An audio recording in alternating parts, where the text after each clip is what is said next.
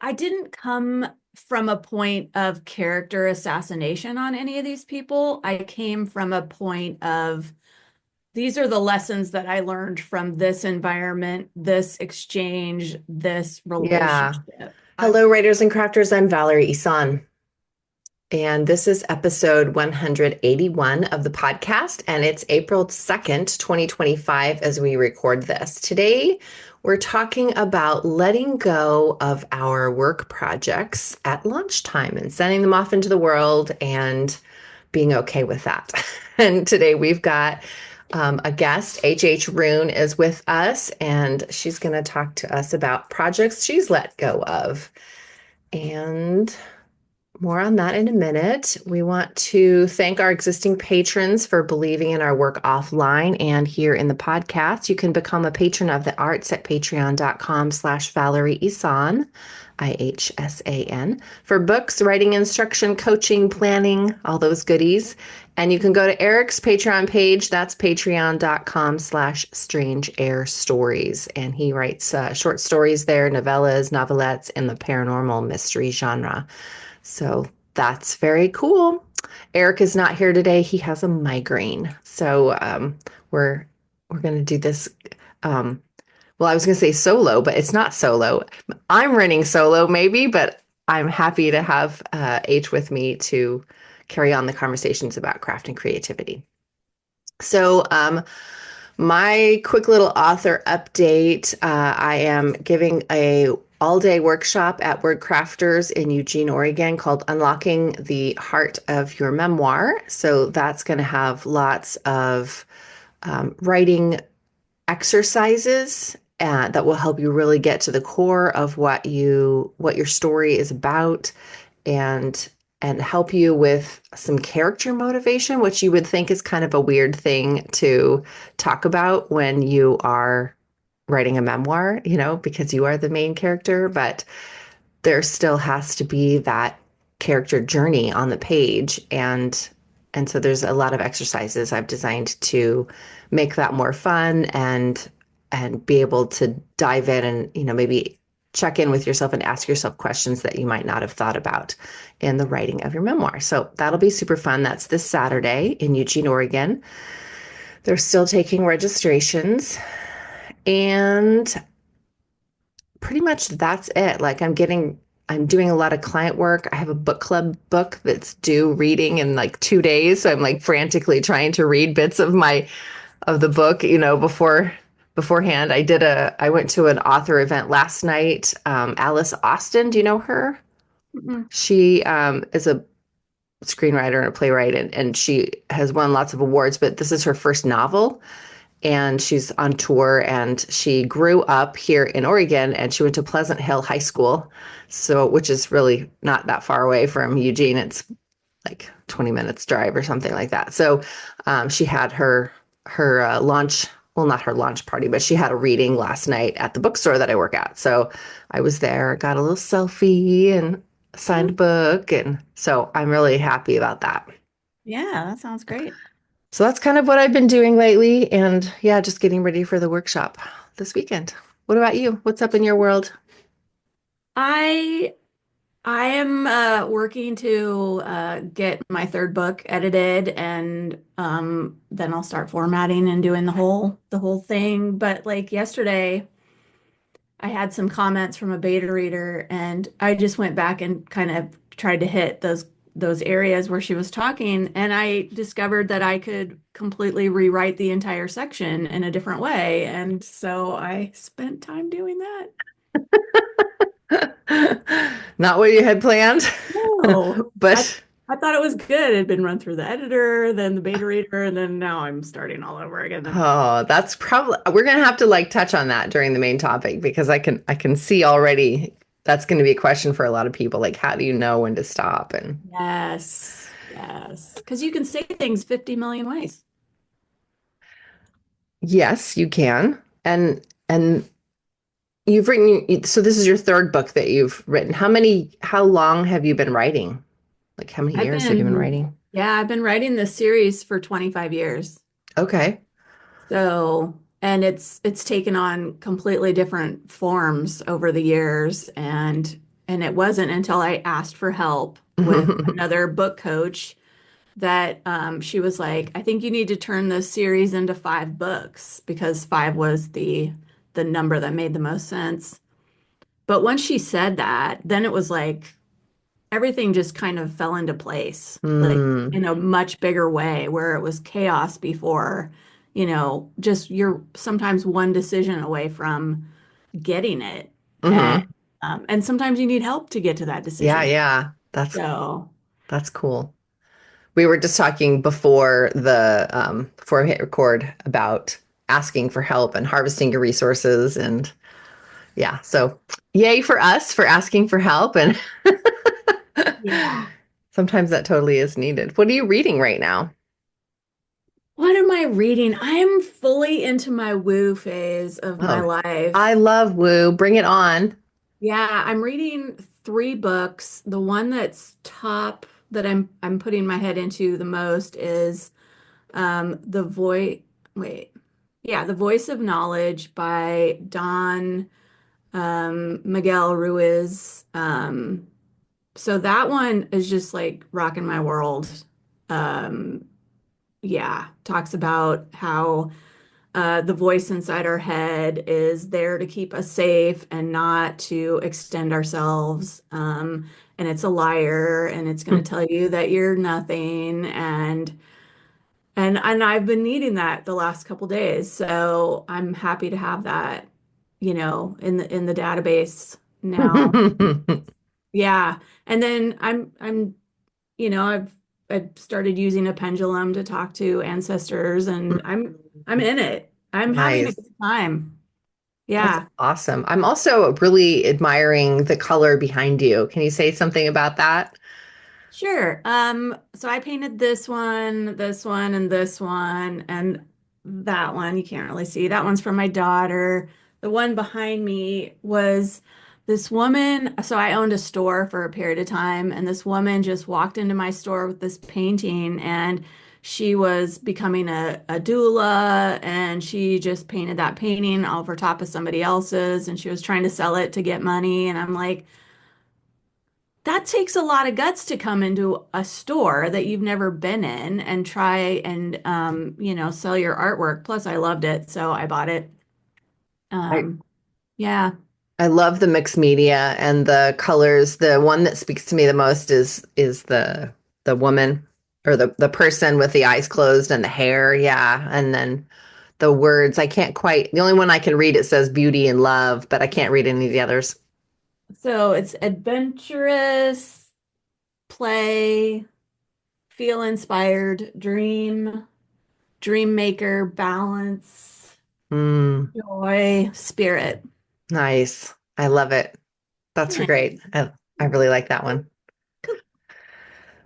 Um, so you said you were reading 3. So Voice of Knowledge was on top. Any of the others you want to mention? Um, I like to send links out to everyone because everyone likes book recs. Yes, Spiritual Growth by Sanaya, can't remember the last name. Okay. And then The Psychic Witch, can't remember the author on that one.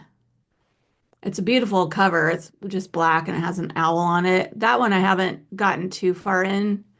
Um, I don't know. Are you a mood reader? I'm like, yeah, it just depends for me. Oh, on which book I want to read. Yeah. Yeah, I usually have 4 or 5 going at one time. And I don't like to give up on books because as an artist and a writer, like it's not that I'm rejecting this book and this work and this art. It's just that I can't read it right now for whatever reason. Maybe it's too dark for me. Maybe it's not driving with the mood. Um, it's less, I don't want to say frivolous. Like when I choose what to wear every day, like that's pretty mood. Like, what do I feel like? Okay, this is what I feel like. But when I'm picking something to read, it's also that, but a little deeper. And sometimes I push past, like, okay, I really want to read this. I do want to understand, this plot or just the way. Like I'm reading this literary memoir in the Dream House, and I've had to pause it so I could finish this other book club book that I'm reading. But I was also kind of in the mindset of I mean, it's beautifully written and it's very interesting. And I love to read memoir. And it's the style of the memoir writing is so unique that I've never seen it before. And it's, well, maybe one other book kind of. But anyway, it's just so interesting to read it the way it's structured. But it's also about domestic violence. And, you know, that's a little bit heavy sometimes. And based on whatever else is going on in my world, sometimes I don't have the emotional bandwidth to be Yeah, in that definitely. place too.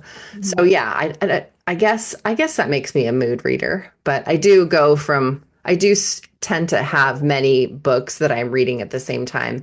And then eventually that drives me crazy and I get like weirded out by it. So pick one and just finish that and like go through the list because I am Yeah. pretty systematic too. I start feeling like too stretched then. I can't remember what's in this story, or sometimes I start mixing up stories in my head. Like, is that from that book or this book? Usually I'm not reading two novels at the same time. Usually it's multiple nonfiction and a novel.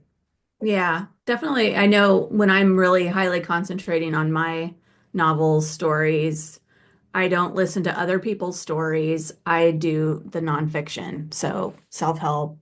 When you're Um, writing, yeah, when I'm really, well, when I'm writing or editing, um, I won't because I don't want to take on any part of anybody else's story, and I mm, know hmm I feel like that can happen. You know, you can say, "Oh, I really like this character. Maybe I'll add that type of character at the coffee shop," or you know, and it's not on purpose. It's just, you know, you felt a vibe with something.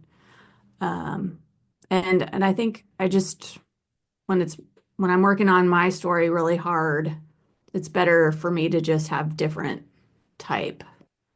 Like I read oh shoot, I just wrote a review on it yesterday.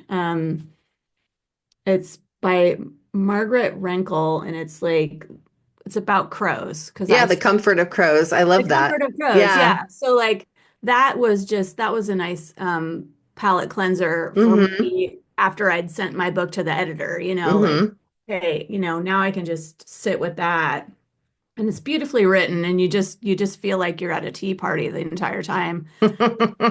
You know, looking out over your beautiful you know, landscape and your flowers and but you have a gardener so you don't have to sweat it and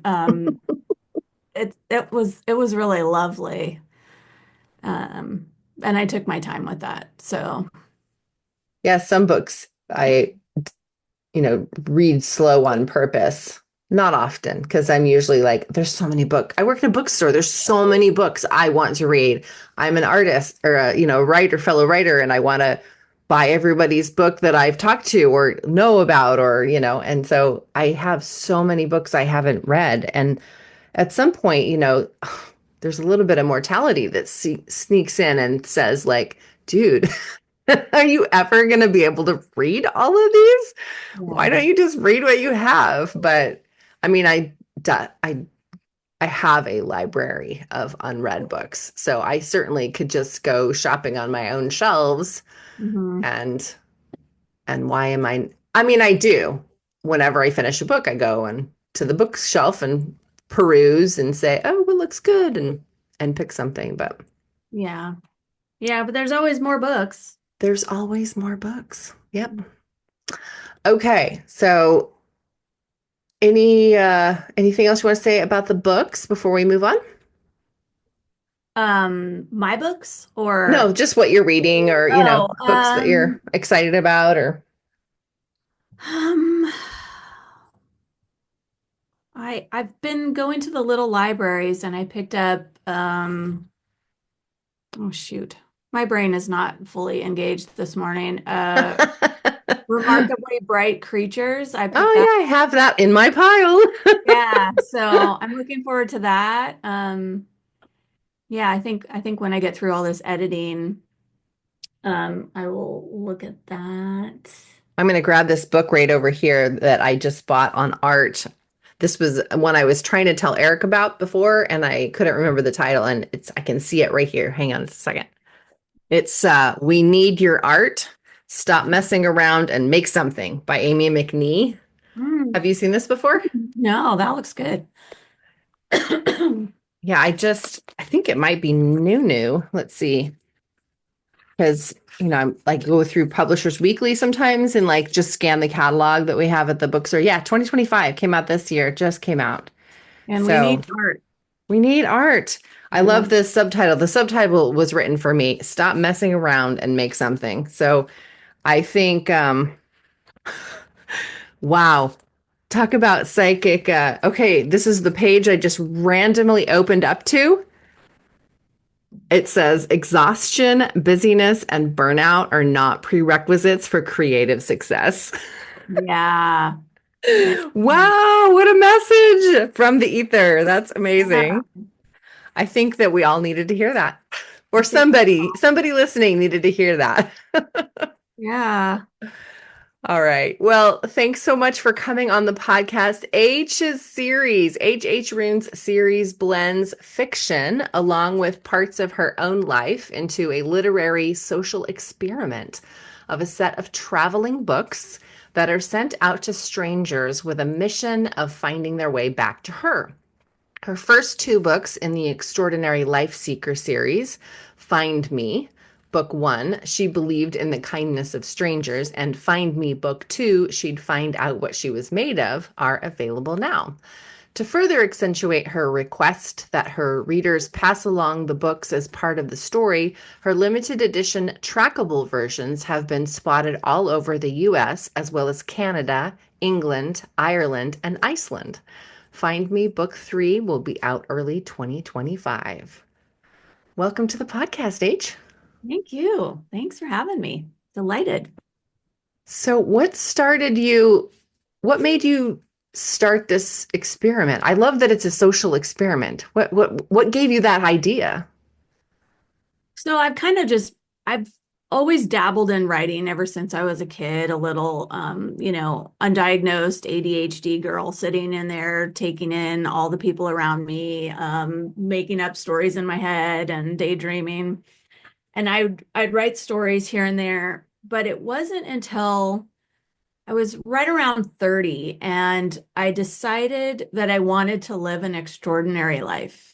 Mm. I realized that I'd lived most of my life up to that point, making my decisions based on fear. What was the worst thing that could happen? And playing it safe. I played it safe for my first 30. And like lots of ideas, one just popped in from the ethers and just went boom. And it was the idea to write up a bunch of my memories of people that I'd spent time with in my life, and use their initials at the top of each entry and make them into 5 little books and send them out into the world to travel. There's an intro page that asks that the books be passed along until one lands in the hands of someone who would recognize the author, and they would bring the book back to her, and so that you have the circle completed. So that was the idea. And then I sat with it for a little bit and I'm like, well, wait a minute. I can write this from all different um, ways. So what I did was I wrote the memories. These are actual people in my life that could read about themselves. And I've always been a journaler, so I had my journal entries. So I was going to be able to walk with the author over time as things change in her life. She makes different decisions. And then I can write the journey of the books. I can write these characters who find a book and then they're going to have this epiphany moment where it's like looking at the astronomical odds of something like this coming into their life and going, wow, what does this mean for me? She wants to live an extraordinary life. Am I living an extraordinary life? And So is that part fictionalized then? yeah, the Okay. travels of the books is the fictionalized. Okay. And that's been the best, most fun part, Yeah. because there's no holds barred. I can pick whatever kind of people that I want, and I've chosen to um, pick people from very diverse, categories, different financial upbringing, different cultures, all of those. And I've also, in my second book, hit on some lesser known historical moments because, I mean, I probably just didn't pay attention in school, but 100% we don't know a lot of our history, based on what we were taught. So, I used that platform and those characters to really dig in on some really interesting things that I think people should know about. That's So, cool. yeah, and they have challenges and they some move beyond their current circumstances. And other people just stay in the same mindset situation. So, So book one, Find mhm. Me Book One, She Believed in the Kindness of Strangers. So that one is about, are are they novel length? Yeah, And so they're about one person and their no, experience? Okay. no. So, I wish I would have sent you one, then you could have your eyeballs on it. But so there's the three different sections going throughout the book. So yeah, so it's the author's journal entries go throughout, and those are written or those are placed in italicized print. hmm And then the initials, the memories are bolded. Sorry, I got a tickle. And then the book travels are plain font. hmm So there's a cheat code in the front to help guide people into this is the way this book is going to go. We're going to be hopping a lot. And so we have we have a person will find a book and then they'll leave it somewhere and somebody else will pick it up or they'll hand it to somebody. And so we have this kind of quick transition between characters and so yeah, we meet a lot of different people. This is not a book about just a couple of people, and how they interact with each other. This is boom, boom, boom, boom.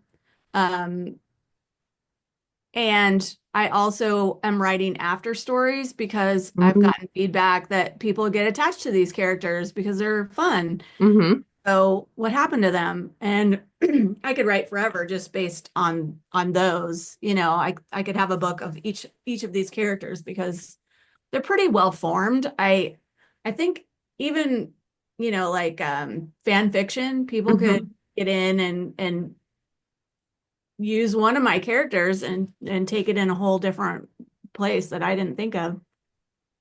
But then in the back, I have, because it's a book about a traveling book, a lot of people want to pass the book along. hmm So in the back, I have these pages where people can write their name Oh, neat. and then pass it on. That's really cool. Sorry. So yeah, let's talk a little bit about the letting go of the book. So how did the very first book experiment go? Like when you first made the decision to like let it go out into the world and send it on its travels. Yeah, it What was was a that lot. like? It was a lot. So my original, I did a book that didn't look like these covers. I had one of my friends paint a picture and I have it hanging over in my office. It's right here. But I I did that. I thought that I could do my own editing. And yeah, so that was, I mean, huge learning curve, gigantic. I tried to learn everything. I tried to do it maybe too fast. I tried to skimp lessons, lessons, lessons. Um, and it just wasn't taking off. But I got some feedback from my sister-in-law. She looked at the cover and she's like, ooh, geez, that looks kind of creepy and like more thrillerish and my hands were in it, in the Hmm. picture and she's like, your fingers look like scorpions. And I'm like, now that's kind of mean, but 100% not what I want to convey. Right. So, So being able to hear feedback and know that it's not critical, but constructive instead, and being able to do yeah. something about it. Yeah. Yeah. And so then I kind of changed, it to like people are getting a package is how they Hmm. get the first person gets a package and here's the name of the first recipient and I kept the little picture that my friend did as a stamp Okay. on the front That's cool. where Uh-huh. so, I love the picture. I'll have it forever, but I needed to make it more generic because it wasn't a thriller. I didn't want to convey that it was a thriller. I didn't want to lead anybody into something that it wasn't. So I needed to make it more friendly and less scorpiony. Um, but I do have some scorpions in my second book. So, um, yeah, but it's been a wild ride. But I published that first book in 2023 something. And Not too letting long go of ago. yeah, it was a lot to let go. And then there were people that were like, wow, like you're sharing a lot. You're sharing a lot of vulnerable stuff here. Like, how do you do that? I mean, writing a memoir, I think you have to let go of whatever kind of judgment or anything, to get it out and share with people. So I Um, had a question actually about that. okay. So coaching memoirists, as I do, I hear a lot of people, a lot of writers, memoirists, who are one of the main things they're worried about is writing about people that are still alive. And, the what would they say? What would they think? Worrying about being sued, that sort of stuff. So here you are, you've written your memories of encounters of real people, and then fictionalize the responses. Did I get that right? Like, how did Um, you worry about putting those thoughts of those well, so I memories? don't name anybody on the author side. There's no names, Hmm. no names at all. Okay. So my first husband, who's in book one, I refer to him as Mr. Stability. Okay.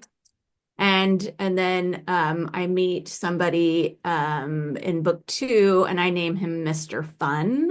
So Mm. I give people adjectives Okay. versus anything. So really, somebody is going to have to be 100% into going back and spending time in my life to be able to track who these people are. Does that make Yeah, sense? yeah. Hmm. And 100%, the people that I've written about are not going to be interested in reading my book.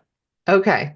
So you just wrote what you wanted to write about whoever and didn't worry about them reading your stuff. And I didn't come from a point of character assassination on any of these people. I came from a point of these are the lessons that I learned from this environment, this exchange, this Yeah. relationship. I'm so glad you said that because that's totally the way you do it. Yeah. If you're trying to like hurt someone by exposing, the Yeah, thing that happened and they should be punished, then you're not ready to write your memoir. There's still yeah, some and processing that needs to happen. definitely. I mean, I the stuff where it could be a little bit of, claws at somebody, I'm like, look, I totally needed that. I needed to understand that in order to be able to move forward or set a boundary or, learn something about myself. So I think of, even the worst people in my life as being gifts because they taught me something. Mm-hmm. So, yeah, I mean, maybe people could get bent out of shape, but they're gonna have to try really hard, and I don't name anybody, Right. and They can't prove anything. it's a waste of time. Like, go do something else, you know? So, That's great. Um, what else was I had another question I was going to ask and I just forgot it. I'm looking at your website right now. I love that you have this find the books page on your website. So you've got pictures of of where your book shows up in the wild, you know? That's really cool. How much fun have you had with that? I love the globalization of this book travel. yeah, so I'm doing 20 limited editions for each volume. So there will be a Okay. total of 100. And the first 20 I sent to friends of mine that went, you know, gosh, what is this? The Allergies. It's tree yeah, pollen is what it is. the so the first 20 went out to my friends who could disperse them around the US. So those were in different states. I should have made a list. Sorry, I didn't. But and then the second batch, I had a couple that went to some book talkers on TikTok. And then I also did a giveaway on Goodreads where I sent 18. It was the 18 that were left of the physical copies and said, you know, these are trackable versions. The trackable versions have a sticker in the front with a QR code. This doesn't have it. Okay. Hmm. But so you go to the QR code, you can fill out a Google form, you know, ideally take a picture and, you know, post the picture somewhere. And then we put a dot. And so we have a map that will be interactive. But right now, I think people are sitting on these books. So They as like them, they don't want to give them up. you have a library of books that you haven't got to yet, and I do. And so, I mean, it could be a 30-year deal, Oh, you that's know? so interesting though. That's so cool. Thanks. What made you think of doing the whole, how did you come up with the QR code and the trackable map? And that's I don't wild. I've know. never heard of that before. That's awesome. These ideas just they just pop in. They just pop in, and I thought, gotta listen. I do know about there's always been like the pay it forwards and, pass this book along to somebody who you think needs it, or like a friend of mine went on a trip to India, I think it was, and she brought my first book with her as to Mm, read on the plane. And she said, I'm going to leave it in India, when I leave yeah, India. So yeah. I'm not carrying it around, but look, it'll be there and someone will find it. And so stuff like that. Or I've heard, I think it was Honoré Quarter. She said that when she wrote a book, she would take a bunch of them and leave them in establishments, where they've got the little tray of like penny flyers, or, like the nickel Mhm. ads that back in the Yeah. day, those things, those little trays, she'd leave a copy of her book. And now there's the free little libraries. You can just sort of stock the libraries with your books. So I Hmm. know that that happens, and that's a way to like spread the love out. But yeah, seeing it travel around the United States and out of the country, and that's really cool. Yeah, it's been really fun. Yeah. I wish they would move more or people would know what they are, but that's just because I'm little still, you know. Hmm. When people start to actually see them and look for them, it's going to get really fun. So the trackable copies are out there already. So there's 40 There's trackable copies 40. out into the world right now. Okay. And Yes, then when yes. you release book three, you'll have another 20 that you'll special edition QR code out. So a Yeah, in person like fact, myself couldn't like go buy a trackable book. They're just gone. They're out there. so I would actually love your opinion as somebody who works at a bookstore Uh-huh. because my idea was to send book three, the trackable version, to cute, sweet little bookstores, indie bookstores around the US. and have them, they could do a giveaway, they could do whatever they wanted with it, but have them be the initiation point, you know? And granted, not enough of them know about the series, so I'd probably include one and two just to give them, an idea. Mm-hmm. Um, but my daughter was thinking that it should be, you should give them a heads up. And I'm like, I don't know if I want to give them a heads up. Like, I think I want it to be more like this fun surprise. But I mean, I'd love your feedback. I also thought of just doing it, for people who buy it off my website. Sometimes I throw in a trackable. So Mm-hmm. I don't know.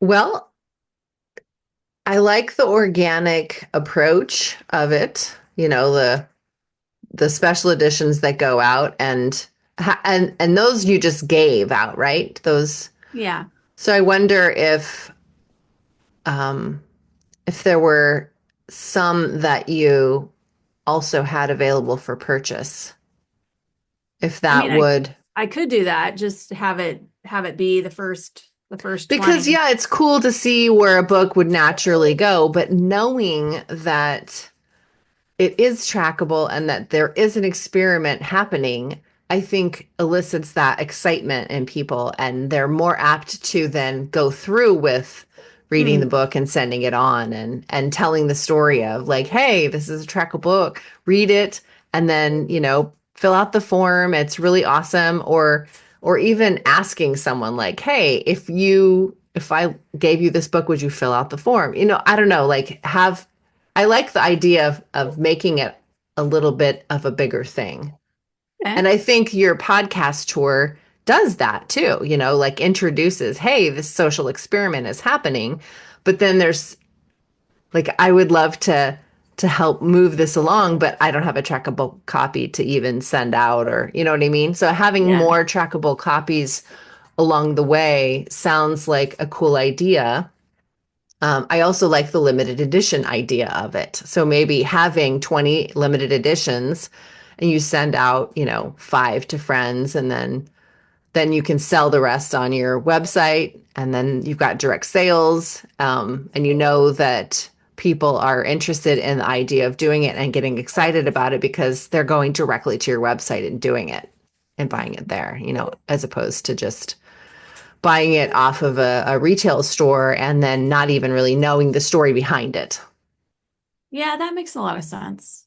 Yeah. I mean, one of the reasons I only did 20 is because I have this really brilliant um person helping me with the whole map thing.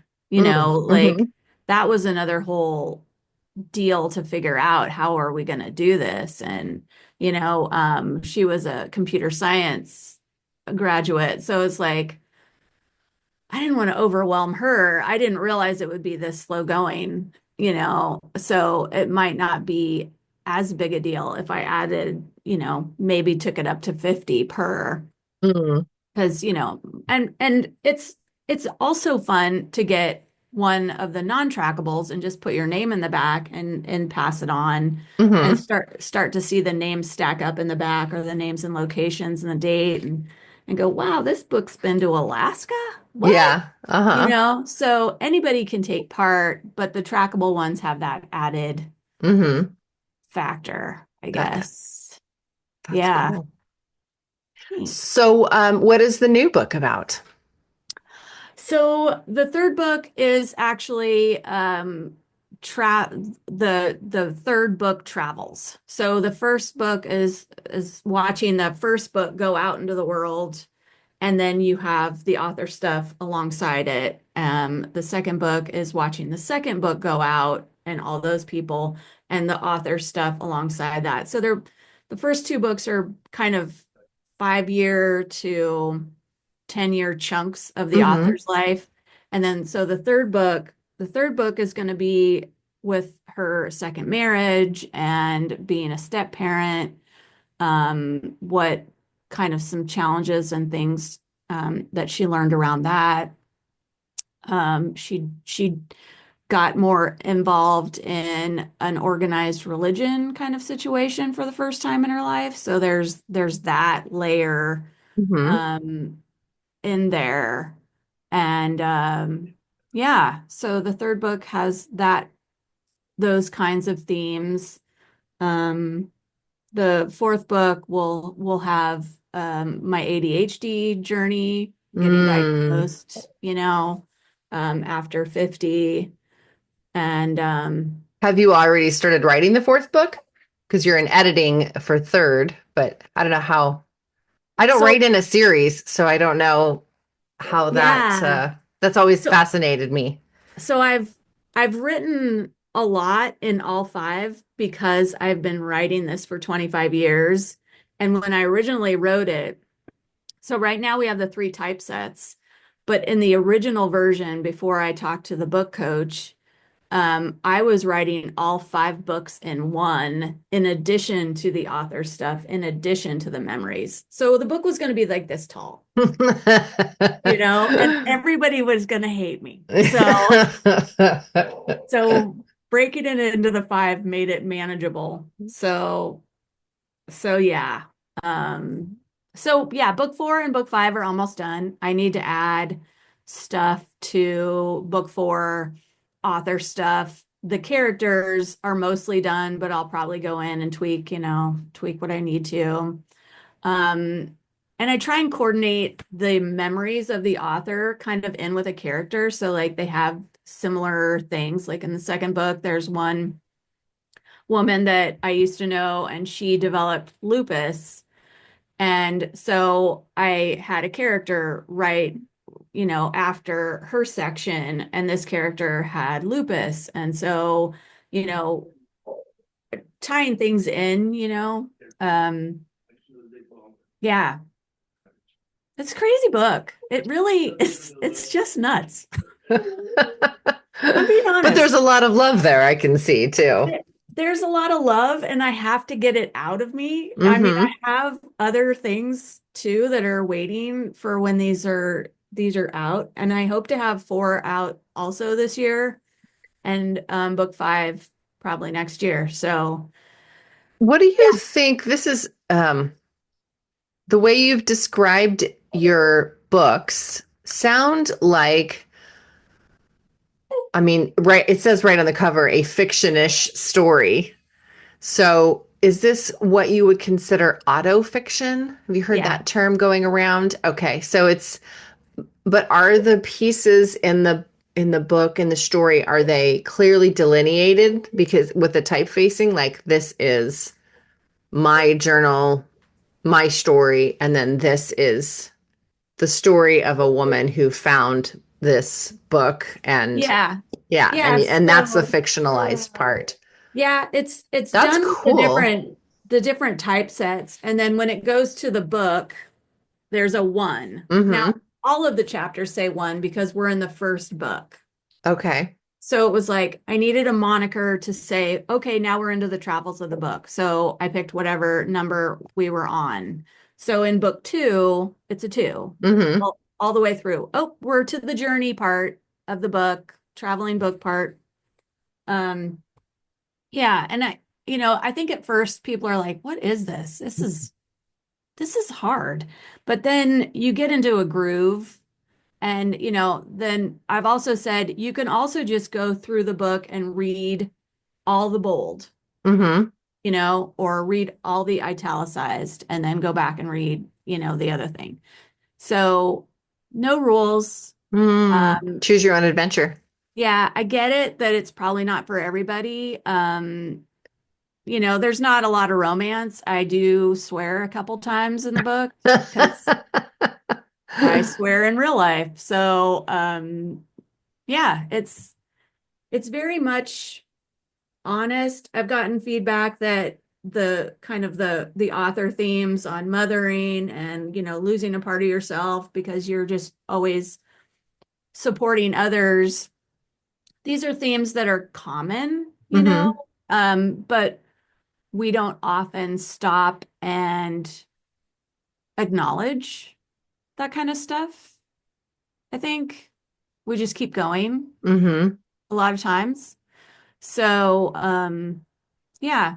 And I'm Gen X. It hits some Gen X culture points. Yeah. And yeah. So, Well, I like what you said about like encouraging that reflection and finding meaning in the books that we read. I think I mean, that's why I read, is to learn about myself and where my place is in this world. And especially if it is a memoir I'm reading, then I'm learning about what I could be. mhm. Like often I read fiction to know about myself and humanity, but I read memoir to know like how to do it, okay, how do I go through this? How do I make these changes? And so I end up being more reflective when I'm reading memoir, I think. Hmm. I don't know if that's true actually, now that I've said that out loud. But I do, yeah, I like what you're saying about thinking about your own pasts and your own memories and why you've made choices you've made maybe in your life, and reading someone else's memories can elicit more memories in your own life too. I remember when I was before I published my first memoir, it was about my late husband's death. It was a grief memoir. It was the year after he died, and kind of my journey through that time. And I remember I really wanted to bring him into the book somehow more. Mhm. And because I also kind of wanted it as a sort of a memory book, for my kids, if they wanted to. They were both so, I mean, one wasn't even born yet. So both of them Oh, were so wow. young that they had no frame of reference at all. So if they ever, decided in their life, hey, I'm 32, I want to know what my bio dad was like or whatever, like if they ever come to that, then there is like this written document. Mhm. So I was reading a book, a memoir about, and now the name escapes me, but it was a 911 widow. Her Mm. husband had died in the 911, and when she was talking about her experience, all of these memories of my experience came up, even though our stories were, I mean, the only similarity was that we were young, we had small children, and she started an organization. I didn't do that, but our husbands both died in accidents. So there was some similarities in the way memories came back to her, Mhm. and that might just be, person to person, but when she would have a memory, it would remind me of something. So my bookmark was just like this slip of paper, and I was like taking like little notes of memories that I had as I was reading her Mm. memories. It was really interesting. Oh, that's a I'd great not idea. I'd not had that experience before reading a book. So yeah, I'm glad that you brought that up. That's cool.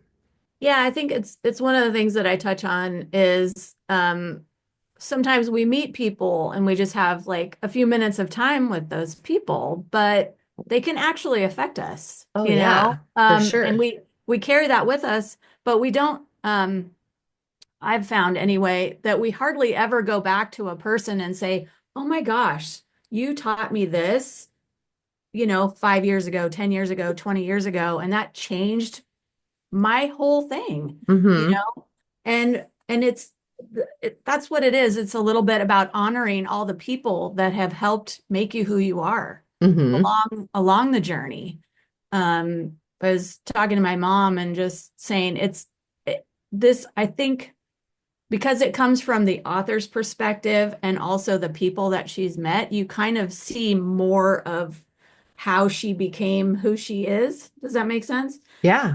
So we really only have our own eyeballs to look at life, um, through our lens.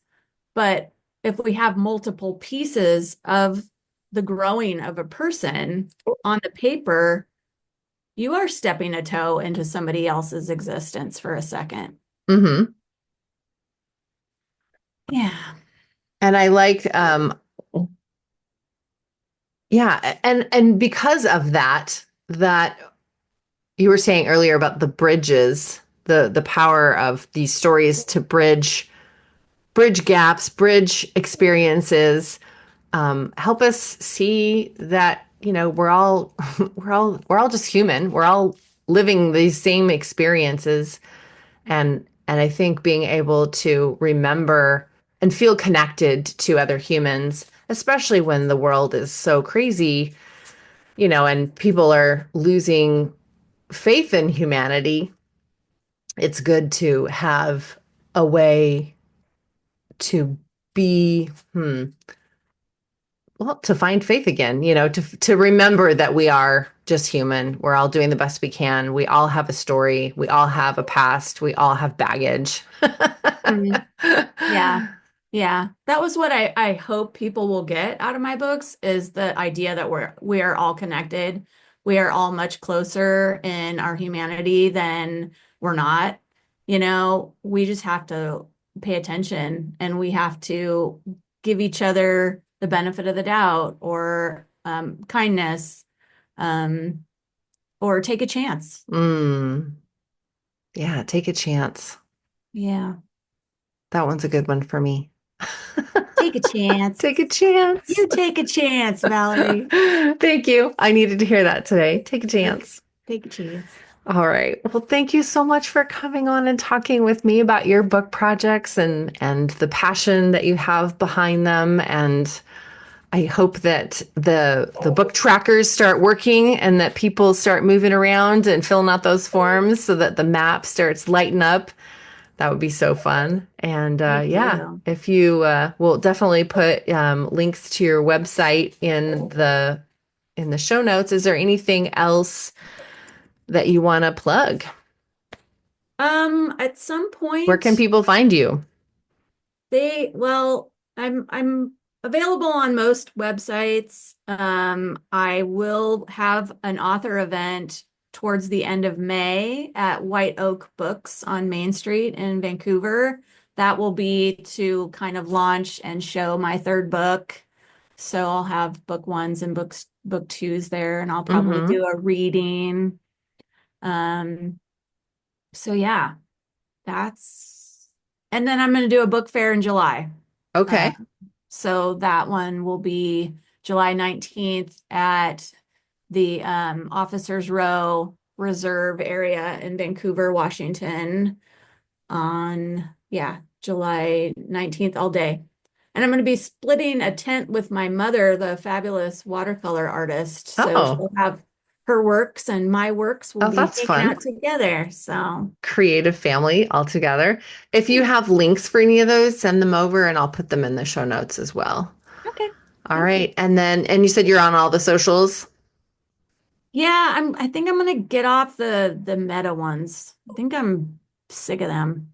Okay. But So in the I'll mean, put a note on my website, about that I'm all right. Very cool. yeah, thank you. Thank you so much for joining us and good luck in your social experiment and in all your books. It Thank was you. lovely meeting you. You too. Have a great day. Have a good week. You too. Bye bye. Bye.